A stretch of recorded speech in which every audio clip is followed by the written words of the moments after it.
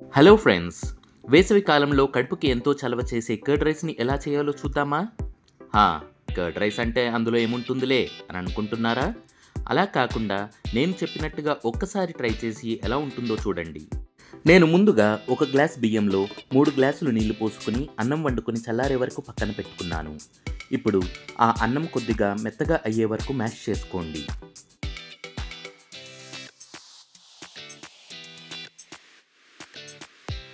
దాని తరువాత అందులో 1 కప్పు పాలు వేసుకుని మంచిగా కలుపుకోవాలి. ఇలా పాలు వేసుకుని కలుపుకోవడం వల్ల ఈ కర్డ్ రైస్ టేస్ట్ చాలా బాగుంటుంది.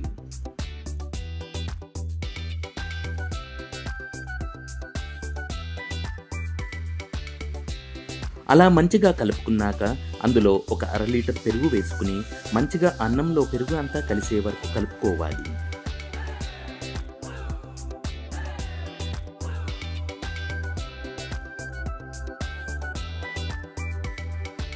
ఇలా కన్సిస్టెన్సీ కొద్దిగా లూజ్గానే ఉంచుకోవాలి.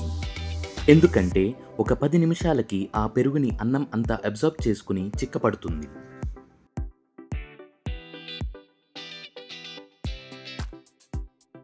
ఇప్పుడు పెరుగు కలిపిన ఈ అన్నంని పక్కన పెట్టుకుని ఒక ప్యాన్లో కొద్దిగా ఆయిల్ని వేసుకుని అందులో 1 టీ స్పూన్ జీలకర్ర,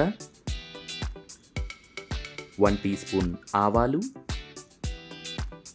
1 టీ స్పూన్ శనగపప్పు, 1/2 టీ స్పూన్ మిరియాలను వేసుకుని 1 నిమిషం పాటు వేయించుకోవాలి.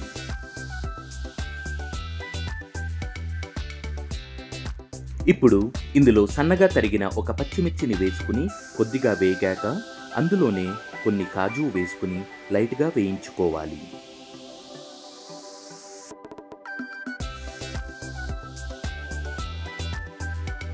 ఇప్పుడు ఇందులో 2 రెమ్మల కరివేపాకు, కొద్దిగా కొత్తిమీర వేసుకుని వేయించుకోవాలి.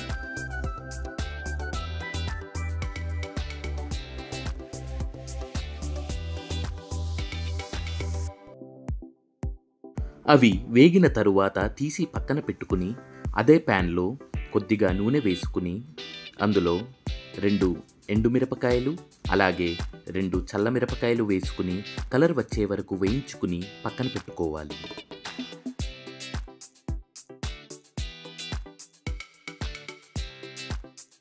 ఇప్పుడు ఆ పెరుగు అన్నంలో వేయించి పెట్టుకున్న ఆ తాలింపును వేసుకుని అలాగే 1 టీ స్పూన్ సాల్ట్ వేసుకుని బాగా కలుపుకోవాలి.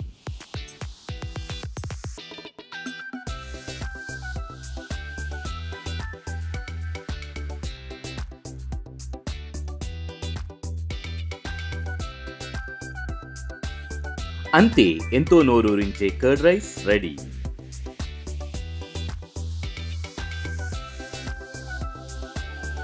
ఇందులో ఇష్టం ఉంటే కొద్దిగా దానిమ్మ గింజలను అలాగే వేయించి పెట్టుకున్న ఆ మిరపకాయలను వేసుకుని తింటే అబ్బా, ఆ టేస్టే వేరు.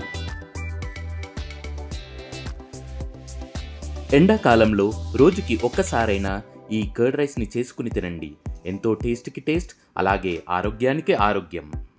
మీకు కానీ ఈ వీడియో నచ్చినట్లయితే ఒక లైక్ చేసి కమెంట్ చేసి సబ్స్క్రైబ్ చేయండి. మరిన్ని పసందైన వంటకాలతో మళ్ళీ కలుద్దాం.